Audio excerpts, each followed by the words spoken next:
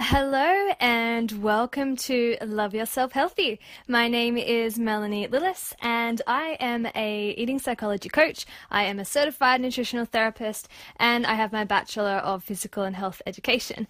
And I'm just so excited to be starting this podcast because I have so many topics that I want to talk about and I really feel like no one is really covering them. So it's exciting and I'm really happy that you're here listening. So I want to talk about a topic that really isn't discussed enough, yet I know so many people that suffer from this, and that is binge eating. It is a seriously crippling disorder and it's one that really makes people feel as though they have failed. They don't really understand why it's happening and why they can't control it. Now, if you've ever had a binge, then you will know the intense power that comes over you. There is no stopping you from eating the foods that are in front of you. It's almost as if you're out of control and like something has taken over your brain. It's a weird and a surreal feeling, and I know this because I used to suffer from binge eating as well as bulimia, so I really do know this topic firsthand. And what I also know is that it really doesn't have to stay this way. So if you are someone suffering from binge eating, then I am so glad you've come across this podcast because I truly think this is going to help you. So I have a range of different tips that I want to share with you guys, not only from things that I have learnt throughout my studies, but also things that I have learnt firsthand, like through my practices and through my recovery period. So let's just start from the surface and then we can dig a little bit deeper. So I feel like you're going to get a sense of aha moments throughout the podcast, and that's just going to be dependent on where you are with this disorder and kind of where your life is. So let's start with number 1, macronutrient balance. The first thing I want to suggest is that you get your diet looked at. Make sure you aren't lacking in a main nutrient. If you are lacking in either of the main macros, so carbohydrates, proteins, and essential fats, your brain is going to send signals of hunger, which means you're going to keep eating until you have received the nutrients that it's after.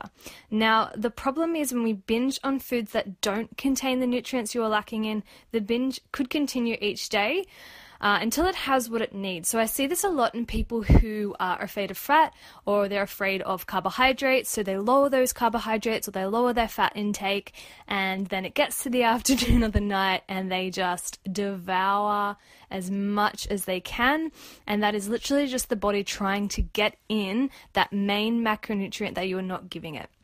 So I can guarantee if you are restricting yourself from one of the main macronutrients and you are a binge eater, this will be the most effective place for you to start. Second, I want to cover something also just as important, which is meal timing. So I want you to have a think and have a look at the times in which you eat throughout the day. Usually we would wake up and we would have a breakfast. Some of us then would have a mid-morning snack. We would then have lunch. Again, some of us would then might have like an afternoon snack, and then we'll have dinner. So if you are someone that skips breakfast or has maybe a small breakfast, and then you have a tiny or like a small lunch, I will immediately presume that you are binge eating in the nighttime. So you are actually causing your body to feel starved, and therefore the binge is being brought on by the body to get the nutrients that you are depriving it of throughout the day. So around breakfast and lunchtime is when our bodies are at their ultimate calorie burning capacity, and it is when we have the fastest metabolism. Guys, make use of this. I see a lot of people that are doing intermittent fasting, and I have no problem with intermittent fasting, but our calorie burning capacity is the biggest in the morning and lunchtime.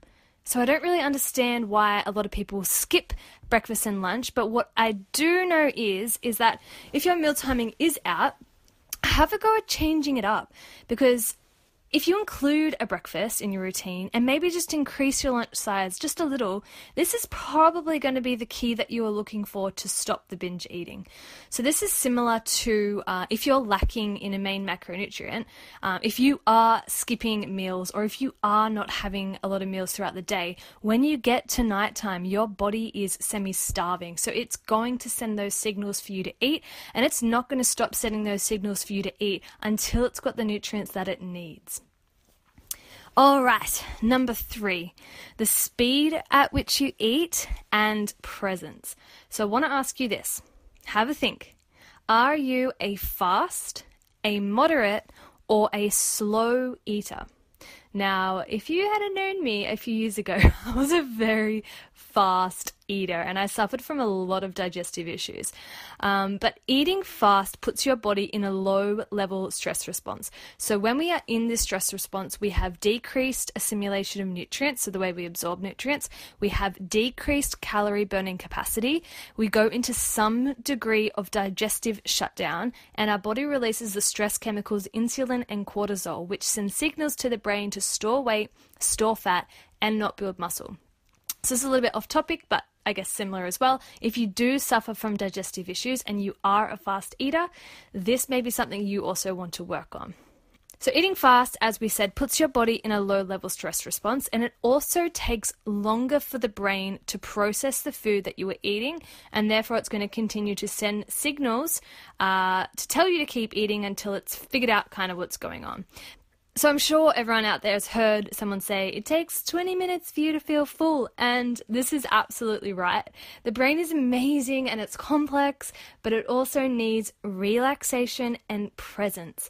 So please slow down, savor your meal, taste the flavors, and chew more. It should be like a sensual experience.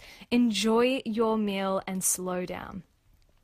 So on a similar wavelength here, being present when you eat is also something that can influence your body the same kind of way that fast eating does. So I want you to think about a time which may affect you, may not. I'm going to say it may though. You've been sitting watching TV and you've got a bag of chips. Next minute you look down and you've eaten the whole packet without realizing. I have done that with cookies. So again, when the brain is distracted, it can take a longer time to process what you are eating, and therefore it's going to keep sending these signals for you to keep eating until it is caught up. So I feel like slowing down and being present is definitely something that goes hand in hand when it comes to eating. I really want you to start practicing this each day. So if you are a binge eater, you'll also get some bonus side effects with slowing down and being present. You'll get a faster metabolism, you'll get a faster calorie burning capacity and increased digestion, and you will decrease your stress chemicals. So this is kind of a win-win on every front. All right, so if you are a binge eater, I am highly suggesting that you need to address the surface issues first. So those above 3 issues that we just went through, please look at them first. And if you don't have any issues with those, then this might mean that you do need to work a bit deeper. If this is you, I want you to ask yourself some questions and also write down the answers. Doing this will just help you get a better understanding of what's going on. I want to ask, did anything in particular happen when the binge started? Did you start a new job? Start fighting with your boyfriend? Is there an event coming up? When are you most likely to binge eat? Is it whenever you try to stick to a diet after you've seen a certain friend, around that time of the month? Maybe it's getting closer to summer. And I want to know, how does the binge make you feel? Do you feel satisfied after a binge? Do you feel sad, confused? What happens to you in this time? What is being brought up emotionally by you?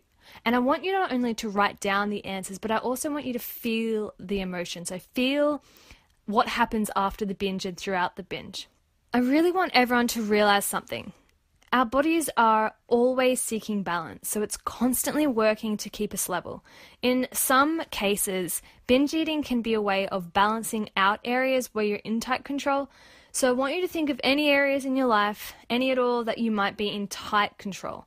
Write these things down as well. It might be relationships, it might be school, it could be work, it could be money, it could be diet.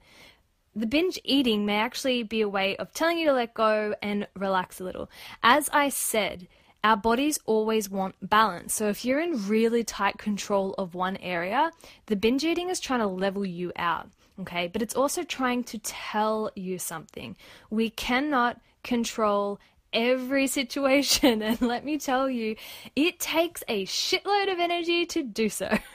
So instead of wasting all this energy trying to control what everyone else is doing or trying to control every aspect of what you are doing, I want you to learn to let go. If you can't let go, I want you to play with different strategies that assist you in the process of letting go. Maybe this means you need to do more meditation. Maybe it means you need to let your boyfriend go out on that boys' night and just trust that everything will be fine. Maybe it means that you can have pleasurable foods in your diet without getting fat. And by including this sneaky treat here and there, it just allows you to feel happier and more relaxed. Yeah, it allows you to let go. In order to binge, we must be in a stress response. I want to repeat that. In order to binge, the body must be in a stress response. You cannot binge unless you are in this fight or flight state. Remember, decreased digestion, decreased metabolism, increase of our stress chemicals, insulin, cortisol. So relax a little. You can't binge if you're in the relaxation response. It's physically impossible. If you have binge, you know how out of control it is. You know that you have no say in what's happening. You are just devouring food. The more that we can relax and let go, the less likely we are to binge. Now, a binge is always a message, okay? It's a symptom for other areas in our life that need focus. And that's kind of beautiful as well. A binge isn't something that is a burden. A binge is trying to tell us something. It's getting your attention. Have a think. What might it be telling you? You are not weak and you're not alone. Please know that. You just need to do a little bit of self-reflection and get to know yourself a little bit more. The more questions we ask ourselves, the better understanding we have of what's happening and where our focus needs to be. So guys and gals, I really hope this has helped someone in some way look at and just approach their binge eating from a different perspective. I really want you to learn what your binge is trying to tell you because, as I said, there is always a divine message. I really look forward to doing more podcasts for everyone. I'm going to be covering so many different health topics and giving you a completely different perspective. So if you have enjoyed this, please let me know. I look forward to doing more podcasts. Woo! All right. Bye, everyone.